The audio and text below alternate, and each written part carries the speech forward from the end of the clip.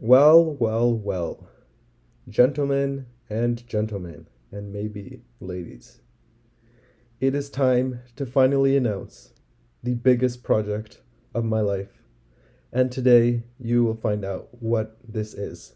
Now, I haven't put it in the title, or else that would have spoiled it. And so, you will now find out what I have been working on for the previous 1 year and 11 months. So, I probably created enough anticipation at this point. I've made like 2 videos about how it's going to come. But yeah, this is really something I've been working on for so long. Um, I finished I finished the research, yeah, a couple of months ago, and I finished the script exactly 1 week ago, and so now I am ready to present it. So, what have I been working on for so long? Well, I have completed a list of every single one of Elizabeth II's ancestors. And so now you might be asking, why did I do this? Why did I waste basically 2 years of my life doing this? Well, there's a reason for that. And the reason for that is goes can be traced back literally all the way back to January 2020. Yes, guys, the time before COVID. I know nobody can remember that, but like you need to try to picture that.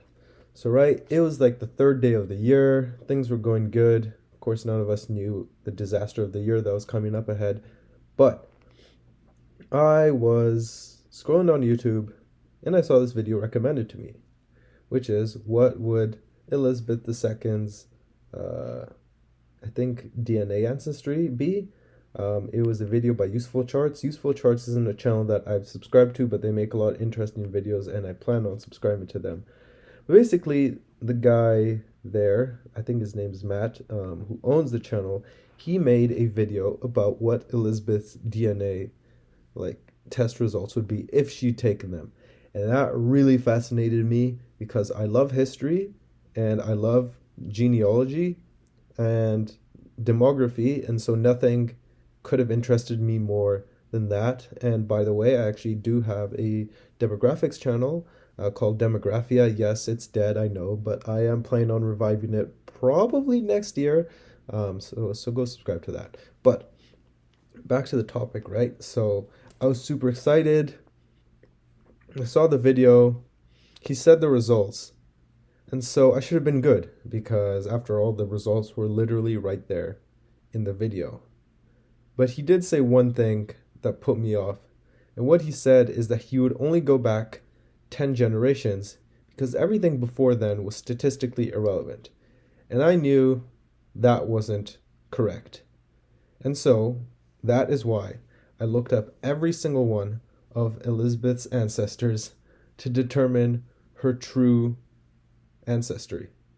Now, obviously, I won't just spoil it because I've been working really hard on this and there was so much stuff I learned that I just had to share it with you guys. But before I go into that, there are a couple of things that you guys really need to know because otherwise you will not there might be some questions that you have or some problems that you have, and I just want to explain all those right away before I actually get into some of the interesting stuff I learned in the next video. But to sum it up, let me just throw some disclaimers out here. First of all, I'd like to say that I'm not saying that his video was bad, because it is true that if you go back 10 generations, then you have a pretty statistically accurate result for someone's ancestry. But nevertheless, there could be something from generations before that that still gets passed down, but if you only go 10 generations, not good. And since I am a nerd and an obsessed weirdo, I decided that I'm not going to go back just 10 generations, but however many generations that was. And so I went all the way back to 51 generations. And so I think now you can kind of get more, you can kind of imagine more why this took just so long for me to complete. because I was looking up 51 generations of ancestry, not to even mention all the inbreeding and stuff. Um, but but that's why I can say with confidence that my results are 99% accurate. But now I want to, again, I said I was going to tell you disclaimers, but now I'm actually going to tell you disclaimers. So obviously, when I do finally publish the results, it's not going to be 100% accurate. Why? Because first of all, she didn't take the ancestry test. That's the first thing. Second of all, we don't know every single one of her ancestors. I just took the 51 generation of ancestors that I could find on Wikipedia. Um, that's the second problem.